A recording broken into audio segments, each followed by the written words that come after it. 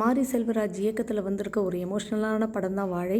பல வழிகளை இந்த படம் சொல்லுது. அப்படி எல்லாரையும் கண் கலங்க வைக்கும் இந்த படம்.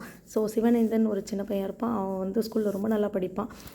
அம்மா இருப்பாங்க, ஒரு அக்கா இருக்காங்க. குடும்ப சூழ்நிலை காரணமாக இவங்க அந்த ஊரில் வாழைத்தாறு வெட்டி லோடு ஏற்றுற வேலையை பார்ப்பாங்க. அந்த ஊரில் ஒரு வியாபாரி இருப்பான், புரோக்கர் இருப்பான். ஸோ ஒரு நாளைக்கு ₹1 கொடுத்து அவ்வளோ வேலைகளை அந்த வாழைத்தாரை வெட்டி லோடு ஏற்றுற வேலையை செய்ய வைப்பாங்க.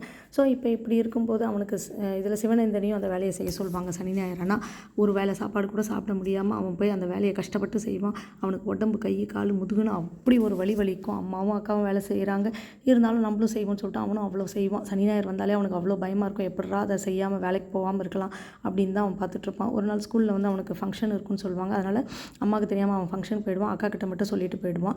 ஸோ சாயந்தரம் அவன் சாப்பிட்லான்னு உட்காரும்போது அவங்க அம்மா அடித்து உதச்சி விரட்டி விட்டுருவாங்க. இந்த அக்கா லோடு ஏற்றிட்டு போன வண்டி விழுந்து 19 பேர் இறந்துருவாங்க. அக்காவும் இறந்துருவாங்க. அப்போ என்ன நடக்குதுன்னு கதை.